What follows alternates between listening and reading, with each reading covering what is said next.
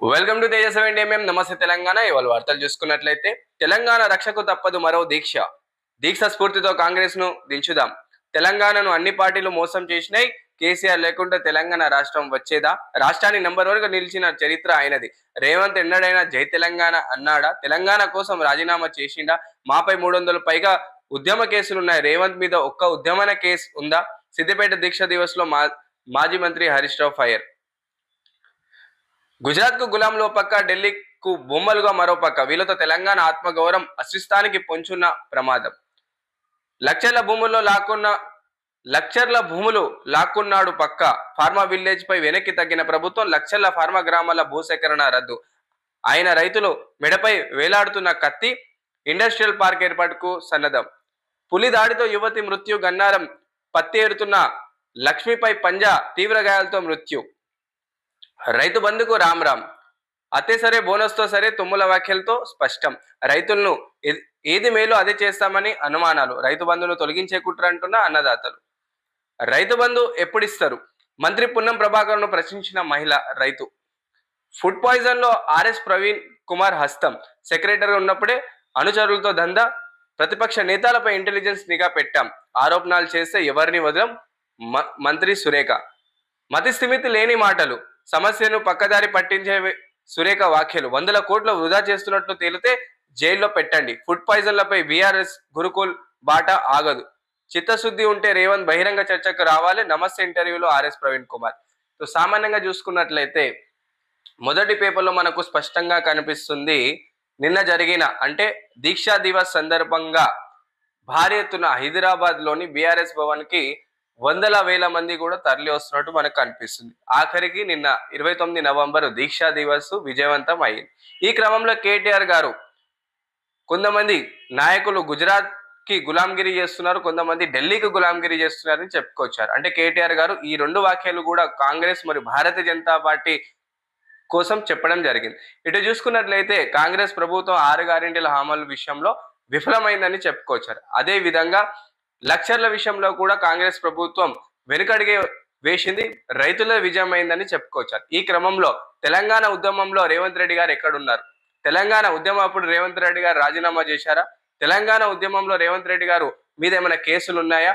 తెలంగాణ ఉద్యమం అప్పుడు రేవంత్ రెడ్డి గారు ఎక్కడికి వెళ్ళారు? ఇవన్నీ ప్రశ్నలు కూడా రేవంత్ రెడ్డి గారిని సూచిస్తూ కేటీఆర్ గారు అడగడం జరిగింది. సో తెలంగాణ ఉద్యమంలో మేము యావత్ 3,50,00,000 ప్రజల కోసం ఏకైక నాయకుడు ముందుకొచ్చి తెలంగాణ ప్రజల కోసం దీక్ష చేపట్టిన ఏకైక వ్యక్తి కేసీఆర్ అని చెప్పుకొచ్చారు. అదే విధంగా తెలంగాణ ఉద్యమంలో దాదాపు మా పైన 350 కేసులు ఉన్నాయని కేటీఆర్ గారు చెప్పుకొచ్చారు. అదే క్రమంలో ఆంధ్రాకు గులాంగిరి చేస్తున్నారు రేవంత్ రెడ్డి గారు. అదే విధంగా గుజరాత్ కి గులాంగిరి చేస్తున్నారు కొంతమంది నాయకులు. అదే విధంగా ఢిల్లీకి గులాంగిరి చేస్తున్నారని చెప్పుకొచ్చారు. ఈ క్రమంలో కేటీఆర్ గారు చెప్పిన వ్యాఖ్యలపై కాంగ్రెస్ నాయకులు బగ్గుమన్నారు. అదే విధంగా గురుకుల్ జరుగుతున్న అక్రమాల మీద అంటే ఈ మధ్య చూస్తున్నట్లయితే చాలా గురుకుల్ పాఠశాలలో మనకు ఫుడ్ పాయిజన్లు బాగా కనిపిస్తున్నాయి. ఈ క్రమంలో నిన్న కూడా మనం మాట్లాడుకున్నాం. గురుకుల్ పాఠశాలలో ఎవరైతే దీన్ని హస్తం ఉందో ప్రభుత్వం వదలనని చెప్పుకొచ్చారు. అదే విధంగా నిన్న జరిగిన కొండా సురేఖ గారు కొన్ని వ్యాఖ్యలు చాలా వరకు కూడా సోషల్ మీడియాలో వైరల్ అవుతున్నాయి. చూసుకున్నట్లయితే గురుకుల్ పాఠశాలలో అనారోగ్యానికి గురవుతున్న వారిని ఎట్టి పరిస్థితుల్లో మేము వదలమని చెప్పుకోవచ్చారు. ఈ క్రమంలో ఆర్ఎస్ ప్రవీణ్ కుమార్ గారి హస్తం కూడా ఉండొచ్చని చెప్తున్నారు. ఆర్ఎస్ ప్రవీణ్ కుమార్ గారు నిన్న జరిగిన ఇంటర్వ్యూలో స్పష్టంగా చెప్పారు. నా మీద ఆరోపణలు రుజువైతే నేను జైలుకి వెళ్ళడానికైనా సిద్ధమని ఆర్ఎస్ ప్రవీణ్ కుమార్ గారు చెప్పడం జరిగింది. రేవంత్ బదులుగా బట్టి. ఇటీవల జరిగిన ఎన్నికల ప్రధాన ఎజెండాకు నిర్వహించిన కాంగ్రెస్ పార్టీ వర్కింగ్ కమిటీ సమావేశాలకు ముఖ్యమంత్రి రేవంత్ రెడ్డి గైర్హాజరు కావడం ఆసక్తికరంగా మారింది. ఢిల్లీలో శుక్రవారం జరిగిన సమావేశాలకు లోలుత ఏఐసిసి నుంచి రేవంత్ కి ఆహ్వానం అందింది. దీంతో ఆయన రాష్ట్రంలో అధికారిక కార్యక్రమాలేవి పెట్టుకోకుండా ఢిల్లీ వెళ్ళడానికి సిద్ధమయ్యారు. కానీ అనూహ్యంగా ఆయన స్థానంలో డిప్యూటీ సీఎం బట్టి విక్రమార్కు పిలుపు రావడంతో గాంధీభవన్ వర్గంలో హల్చల్ సృష్టించింది. సో సామాన్యంగా చూసుకున్నట్లయితే రేవంత్ రెడ్డి గారి స్థానంలో బట్టి విక్రమార్కుని తీసుకురాబోతున్నారా? తెలంగాణ కొత్త ముఖ్యమంత్రి బట్టి విక్రమార్క కాబోతున్నారా? అంటే ఇక్కడ చూసుకున్నట్లయితే మహారాష్ట్ర ఎన్నికల రిజల్ట్ వచ్చిన తర్వాత కాంగ్రెస్ ప్రభుత్వం కొంచెం అలర్ట్ గానే ఉన్నట్టు కనిపిస్తుంది. కాంగ్రెస్ ప్రభుత్వం 6 గ్యారెంటీల అమలు విషయంలో ఇటు తెలంగాణ రాష్ట్రం ఇటు కర్ణాటక రాష్ట్రం మీద చాలా కోపంగా ఉంది. ఎందుకంటే ప్రజలకు ఈ విషయంలో రెండు రాష్ట్రాల్లో కూడా ప్రజలకు ఎదురుదెబ్బే తగిలిందని చెప్పుకోవచ్చు. మహారాష్ట్రలో ఎన్నికల విషయంలో కూడా కాంగ్రెస్ ఓడిపోవడానికి ఈ రెండు రాష్ట్రాలు ఉన్నాయని చెప్పి చెప్తున్నారు. ఇటుపక్క చూసుకున్నట్లయితే రేవంత్ రెడ్డి గారి ప్రభుత్వం కాంగ్రెస్ 6 గ్యారెంటీల అమలు విషయంలో కూడా ప్రజలు కొంచెం వ్యతిరేకతనే మొదలైంది. కాబట్టి రేవంత్ రెడ్డి గారి స్థానంలో బట్టి విక్రమాలని పెట్టే సూచనలో కేంద్ర ప్రభుత్వం కనిపిస్తుంది. అదే విధంగా ఇటు కర్ణాటకలో కూడా దాదాపు సీతారామయ్య విషయంలో కూడా ఆరోపణలు వచ్చాయి. కాబట్టి ఈ తెలుగు రాష్ట్రాల్లో ఇటుపక్క కర్ణాటక రాష్ట్రం రెండు రాష్ట్రాల్లో కూడా కాంగ్రెస్ ప్రభుత్వం కొంచెం ప్రజలు కూడా వ్యతిరేకంగా కనిపిస్తుంది. సబ్బుల ధరకు రెక్కలు 8% వరకు పెంచిన FMCGలు ఫామ్ ఆయిల్ ధరకు పెరగడం వల్లనే. సో సామాన్యంగా మనం రోజువారీ సబ్బులు సంతూర్, మెడిమిక్స్, లక్స్, డవ్ ఇవన్నీ సబ్బులు కూడా మనం రోజువారీ వాడతాం. కానీ ఈ సబ్బులు వాడే వాళ్ళకు ఇది బ్యాడ్ న్యూస్ అనేది చెప్పుకోవచ్చు. ఎందుకంటే ఇది ఫామ్ ఆయిల్ రేట్లు పెరగడంతో దాదాపు సబ్బుల రేటు 8% వరకు పెరుగునున్నాయి. ఇప్పుడు 35 రూపాయలు ఉన్న సబ్బు 40 రూపాయలు కానుంది. దీనికి ముఖ్య కారణాలు ఫామ్ ఆయిల్ అనే చెప్తున్నారు. కాబట్టి రోజు వారే సబ్బుల మీద దాదాపు 8% వరకు రేట్లు పెరుగునున్నాయి. దివ్యాంగులకు దగా 80% నిధులు తగ్గించిన కర్ణాటక కాంగ్రెస్ సర్కారు. వినికిడి పరికరాలు, బ్రెయిల్ క్రీట్లు ఇవని దుస్తులు. రాష్ట్ర వ్యాప్తంగా మండిపడుతున్న దివ్యాంగులు, గ్యారంటీలకు మల్లుతున్న అన్ని ప్రభుత్వ నిధులు.